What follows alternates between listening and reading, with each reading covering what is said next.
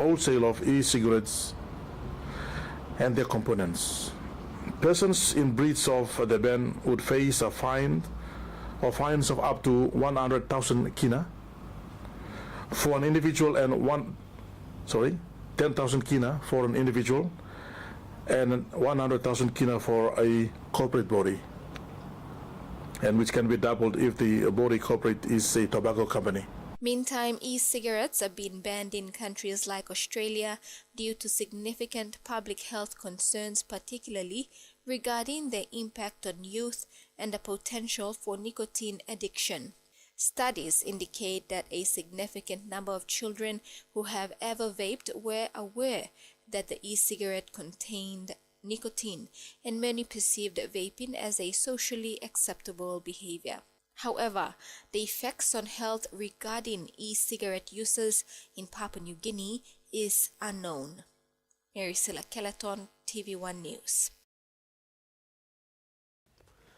The national government and its partners need 93 million kina to launch a response to the detection of poliovirus in Ley Morobe province. The national government has committed 13 million kina. There is now an appeal for provincial and local level governments to respond to this call for funding.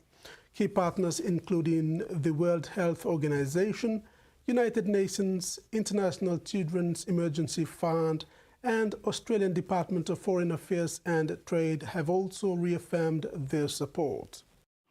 Respond positively or properly to polio situation in our country will cost all of us, our government and our partners, 93 million kina. That's to do with surveillance, but to do with also rollout of polio vaccines again, speeding up. We want to accelerate polio vaccines right across our country.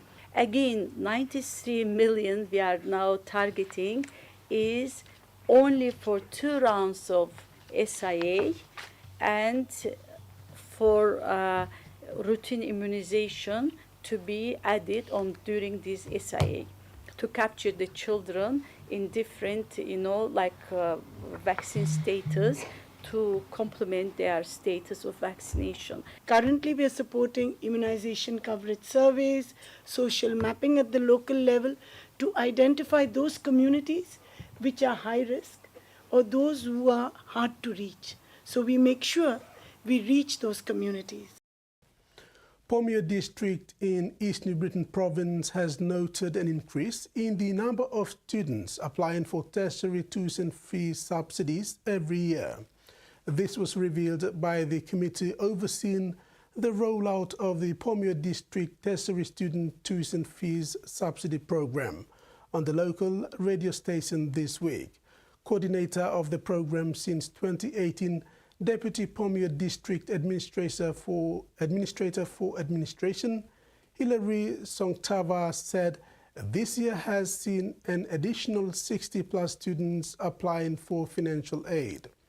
Funding of almost 1.2 million kina was spent on the program this year, similar to last year for students attending 40 recognized educational training institutions.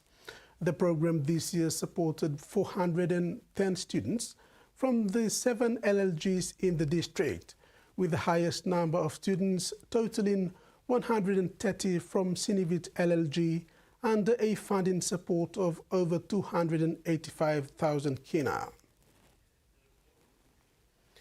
With the launch of the Umben platform this week, Secretary for the Department of National Planning and Monitoring, Connie Samuel, ensured that every kina invested in water, sanitation and hygiene or WASH reaches those who need it most.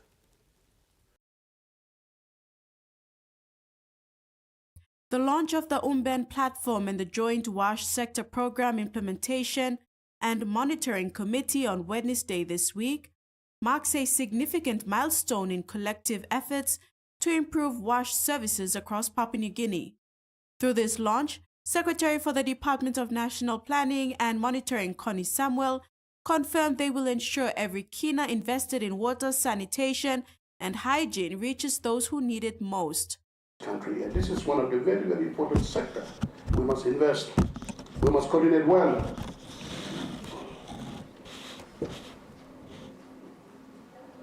To make sure that we can be able to deliver this important service to our people. We want to be the top 50 countries in terms of Human Development Index. By 2050, you look at the key indicators of HDI indices, life expectancy, economic growth, education. So this sector is going to contribute, it's going to enhance.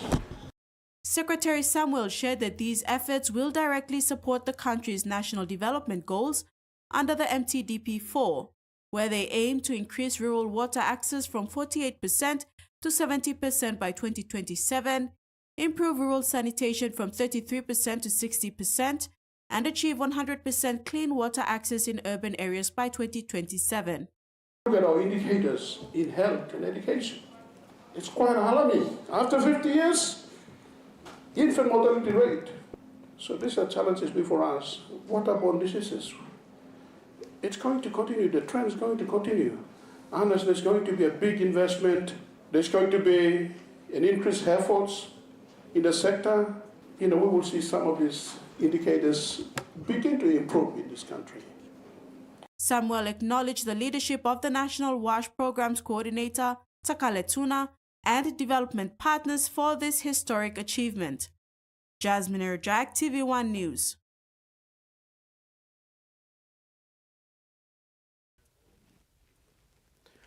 Papua New Guinea's coffee industry received a fresh boost this week with the opening of a new coffee storage and processing shed at Kunga Plantation in Day Council, Western Highlands Province. The new facility, which will be equipped to handle premium honey processed coffee, is part of 1 million kina support package provided to Nunga Plantation under the PNG Agriculture Commercialization and Diversification Project, which is funded by the PNG government with World Bank support. The package is enabling the rehabilitation of 100 hectares of coffee and the construction of vital infrastructure, including the new shed. When we come back, TV1 News continues. Stay with us.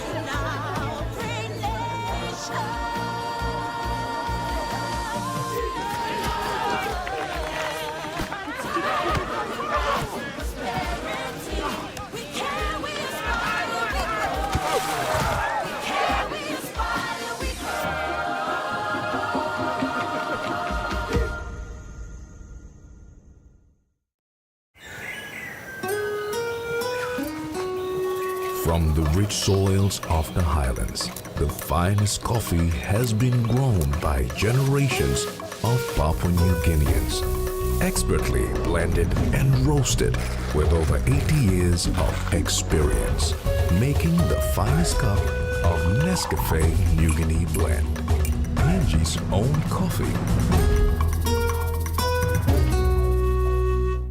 Open lens.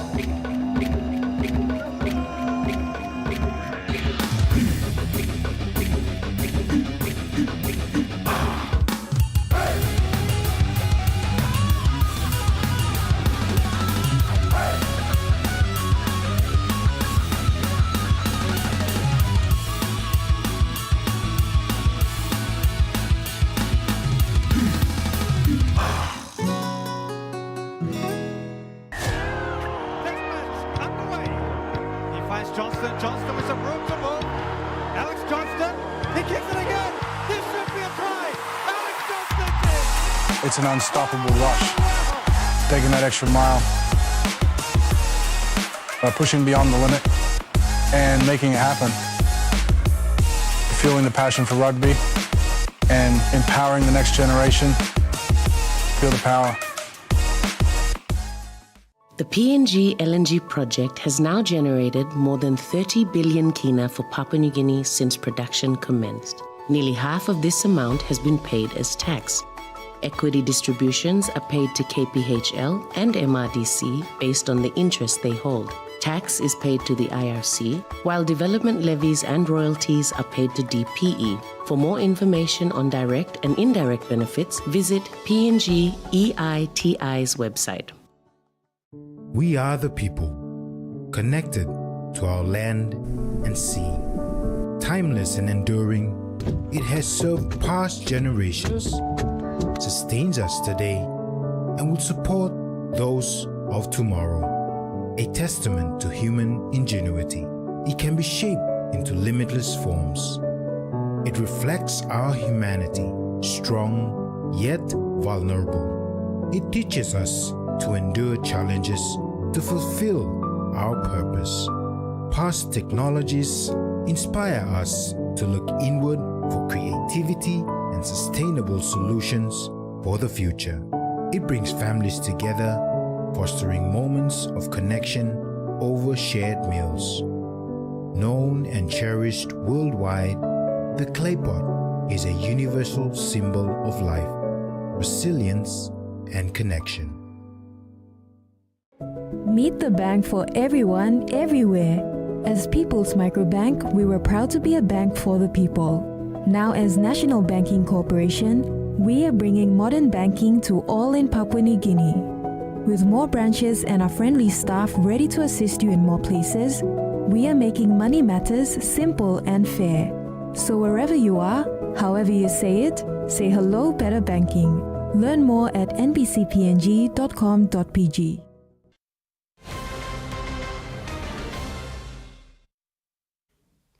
More than 6 months on from the arson attack that gutted the Adas Israel Synagogue in Melbourne's southeast, investigators have released images of those responsible. No arrests have been made yet over the firebombing that shocked the Jewish community and the wider public. But police believe the car used in the attack had previously been used in other serious crimes in Melbourne. In the early hours of December 6, a stolen blue Volkswagen Golf sedan stakes out the Adas Israel Synagogue. They smash the building's entrance, douse it with fuel and set it on fire. Cowards who cover their faces, who carry out an attack on a place of worship.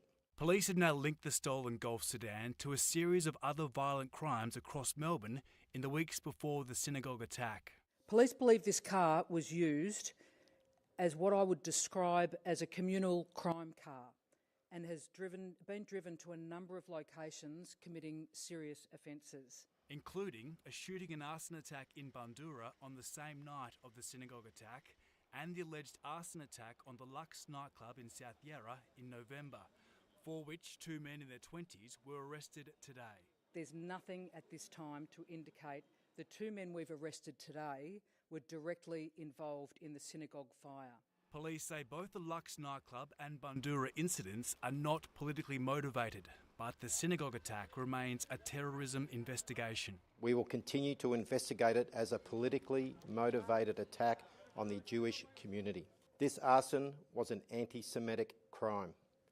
To set alight a synagogue is to strike at the heart of the Jewish community. Synagogue board member Benjamin Klein has welcomed the developments. It's quite confronting and distressing to see the images released today. Police feel very confident that they're moving in the right direction.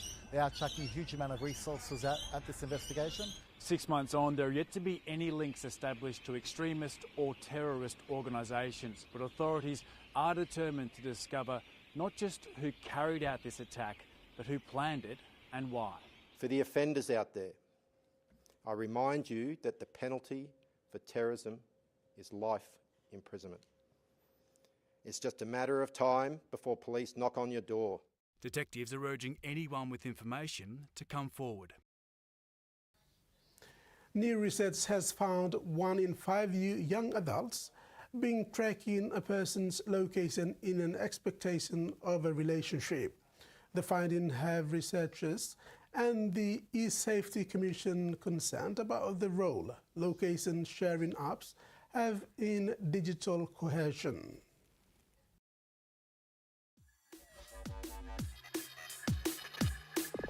I have Snapchat and then I have Find My iPhone.